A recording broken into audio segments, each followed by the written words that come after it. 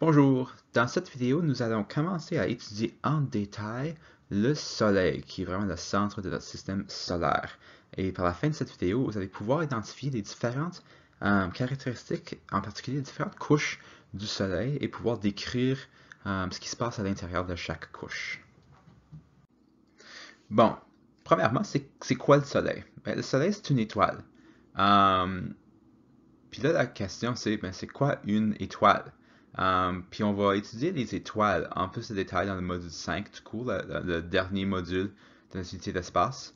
Mais juste pour maintenant, je vais vous dire qu'une étoile, c'est un corps céleste, c'est quelque chose dans l'espace qui est constitué d'un grand masse de gaz chaud, principalement l'hydrogène et un peu d'hélium.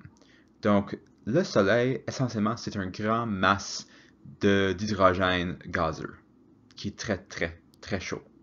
Um, quand une étoile est au centre d'un système de planètes, on l'appelle un Soleil. Donc, nous autres, on appelle notre Soleil le Soleil. Et tous les autres systèmes de planètes qui existent auraient possiblement aussi un autre Soleil si ce Soleil-là soit au milieu des orbites des planètes. Notre Soleil, le Soleil, représente presque toute la masse du système solaire. C'est si grand que ça que la Terre est incroyablement petit comparé au Soleil. Le Soleil représente 99,8% de la masse du système solaire. Et c'est donc 1 million de fois plus grand que la Terre. Okay? Donc si toi tu étais à côté du Soleil, tu serais comme on verra une bactérie aujourd'hui sur la Terre. Okay? Et ça prend 8 minutes pour faire le voyage, pour que la lumière, pas pour nous autres, mais que la lumière voyage du Soleil à la Terre. Donc, nous autres, toute la lumière naturelle vient du Soleil, puis ça prend 8 minutes pour que cette lumière-là fait le voyage entre les deux corps célestes. Donc ça, c'était un peu d'informations de base sur le Soleil. Puis là, on va voir comment est structuré le Soleil. Puis le Soleil a 6 couches, numérotées ici de 1 à 9. Il y a quelque chose qui ne sont pas des couches nécessairement. Mais la couche numéro 1, numéro 1 dans notre diagramme, c'est le noyau. C'est le centre du Soleil. Puis on va expliquer chaque couche en plus de détails dans les diapos qui s'en viennent. La zone radiative, c'est la couche numéro 2. Et la zone convective intérieure, c'est la couche numéro 3. Ça, c'est ce qu'on appelle les 3 couches internes du Soleil. La photosphère, c'est le couche numéro 4. Et c'est vraiment la photosphère qu'on considère comme étant la surface du Soleil. La chromosphère serait la couche numéro 5. Et la couronne, ce serait numéro 6. Puis là, 7, 8 et 9 sur le diagramme ici, c'est des éléments d'activité solaire qu'on va voir dans la prochaine vidéo, dans la deuxième vidéo de ce module. Donc, j'ai dit que la photosphère était la surface du Soleil, mais le Soleil n'a pas de surface solide, parce que c'est un grand boule de gaz. Donc, il n'y a aucun, comme tu ne pourrais pas te mettre à pied sur le Soleil, ça passerait juste directement au centre. Il n'y a pas de surface solide.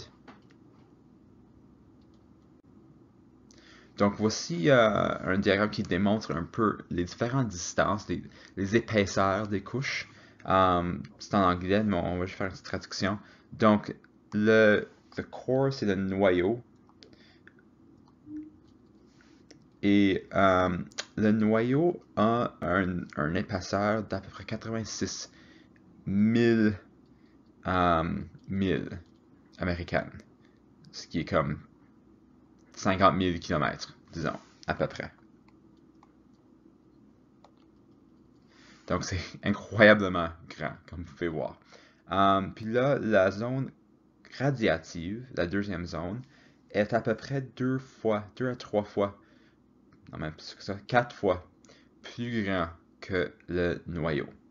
La zone convective est à peu près la même, un peu plus grand que le noyau. Et là, on a la surface ici, qui est vraiment très petit comparé aux autres. En fait, c'est si mince que c'est presque négligible comparé aux autres couches. Et on a le chromosphère aussi qui est mince, parce que là, on compare des distances de comme 1000 comparé à des distances de des centaines de mille. Donc, l'intérieur, les couches intérieures, le noyau, la zone radiative, la zone convective, sont vraiment le Soleil en termes de grandeur. Puis là, tu as les couches extérieures, la photosphère, la chromosphère et la couronne qui sont très très minces comparées aux zones intérieures. Donc le noyau, c'est notre zone interne, c'est vraiment le milieu de notre Soleil. Et le noyau a une température de plus de 15 millions de degrés Celsius. C'est si incroyablement chaud qu'on ne peut même pas imaginer un chaleur comme ça sur la Terre. Et le noyau, c'est à partir du noyau que le Soleil produit toute l'énergie, la lumière et la chaleur que nous recevons sur la Terre. Et ça se produit parce que les atomes dans le noyau se désintègrent. Alors, on a des atomes d'hydrogène dans le noyau, et ils vont c'est si chaud dans le noyau que ça va désintégrer les atomes en électrons, neutrons et protons. C'est les trois éléments d'un atome qu'on va voir dans l'unité de chimie à la fin de l'année. Donc, ces atomes-là vont se désintégrer, puis parce que c'est tellement dense là-dedans, les particules vont se frapper et causer des réactions nucléaires. Et c'est ces réactions nucléaires qui vont lâcher toute la lumière et la chaleur que nous recevons sur la Terre. Puis cette production est constante. C'est pas très variable. C'est vraiment une production constante de lumière et de chaleur. Ouais, c'est ça. Donc toute l'énergie qu'on reçoit de la Terre commence au noyau du Soleil par ces réactions nucléaires. Puis là, la deuxième couche, donc l'énergie, la lumière, la chaleur va voyager du noyau vers l'extérieur, vers la zone radiative. Et à l'intérieur de la zone radiative, l'énergie va être transférée par rayonnement. Donc, comment comprendre le rayonnement? Ben, le rayonnement, imagine que tu as un gymnase. Okay? On va dessiner un petit édifice ici. Tu as un gymnase. Et à l'intérieur du gymnase, c'est très, très occupé. Donc, tu as beaucoup de personnes à l'intérieur de ton gymnase. C'est si occupé. Cette personne a 3 jambes, je sais pas pourquoi. C'est si occupé qu'il n'y a aucune place qui reste. Les molécules, comme les personnes, s'ils bougent, vont immédiatement frapper quelqu'un d'autre. Puis disons que c'est un party là, dans le gymnase, puis chaque personne a un verre de quelque chose.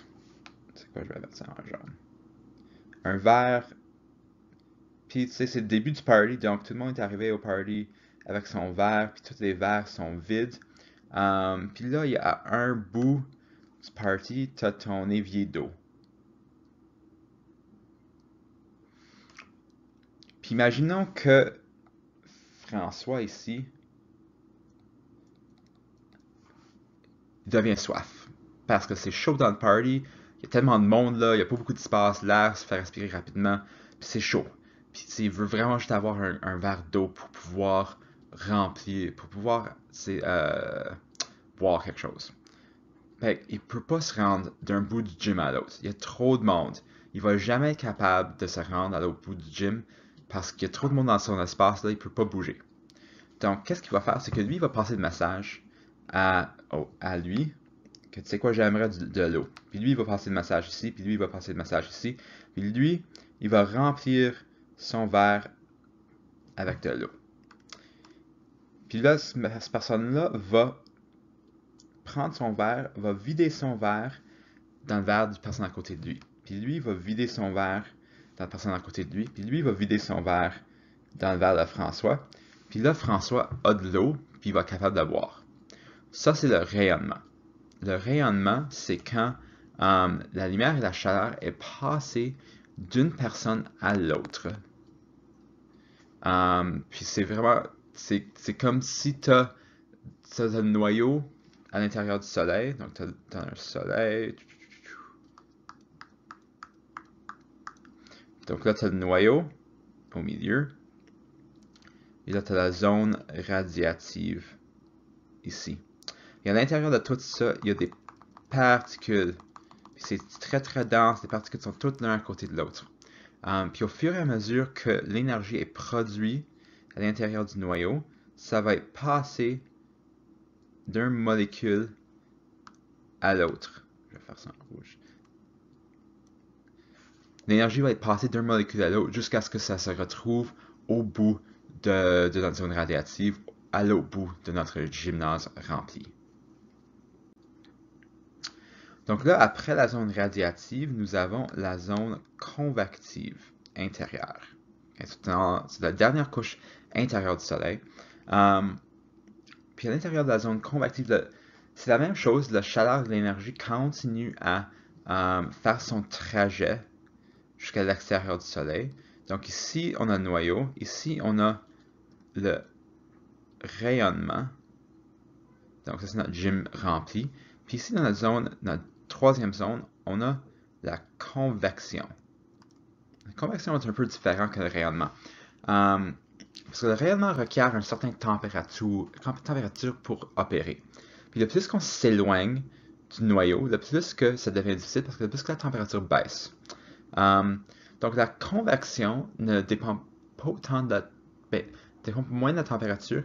La convection, c'est le mouvement de quelque chose d'une zone chaude à une zone froide pour l'équilibrer.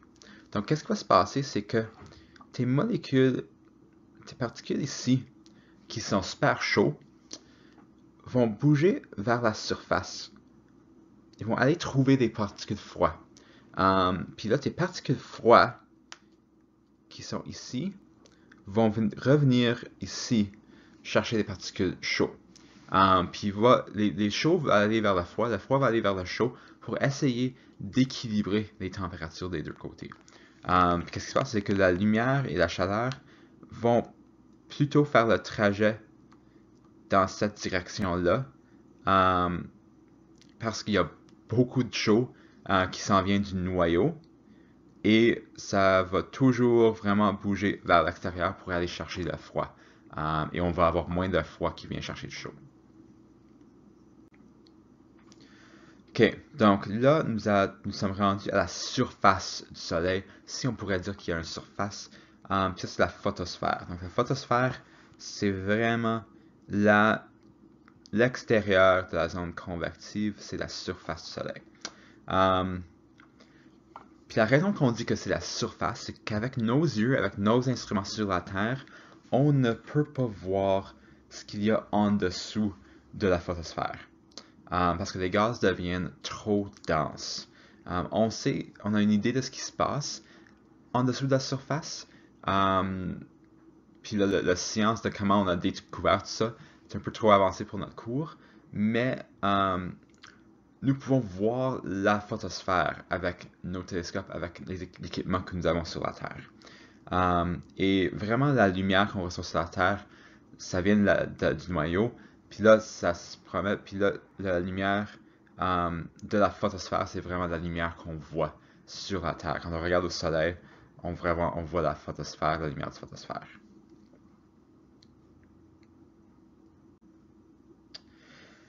La chromosphère, c'est comme si le Soleil avait une atmosphère. Alors imaginons que la surface de la Terre, c'est comme la photosphère du Soleil. Puis là, toute l'air sur la Terre, c'est comme la chromosphère du Soleil. Donc c'est, encore une fois, des gaz. Tout le Soleil, c'est des gaz. C'est moins dense dans la chromosphère que dans le noyau. Puis les gaz dans la chromosphère sont restreints près du Soleil par des champs magnétiques qui sont formés par le Soleil. Donc, sinon, s'il n'y avait pas ces champs magnétiques-là, les gaz du chromosphère s'enverront dans l'espace. Mais le magnétisme va les garder vers le Soleil. Puis dernièrement, nous avons la couronne. Puis la couronne, on ne peut pas normalement le voir nous-mêmes, mais on peut le voir pendant une éclipse solaire. Donc ici, nous avons une éclipse solaire. On va apprendre plus au sujet des éclipses dans le module 4. On va apprendre ce qui cause les éclipses. Mais quand il y a une éclipse, quand la Lune couvre entièrement le Soleil, tout ce qu'on voit, c'est la couronne du Soleil. C'est la partie la plus à l'extérieur du Soleil. Puis la couronne va très loin dans l'espace, puis certaines particules du couronne peuvent même atteindre l'orbite de la Terre. Alors, on ne le voit pas normalement, mais c'est quand on dessine le Soleil, là, avec les petits rayons, là, ça serait la couronne, les rayons du Soleil, qui sont juste à l'extérieur de la surface du Soleil. Donc ça, c'est le Soleil, les différentes couches du Soleil. Là, dans la prochaine vidéo, on va apprendre à propos de l'activité qui se passe à la surface du Soleil, puis des impacts de cette activité sur la Terre.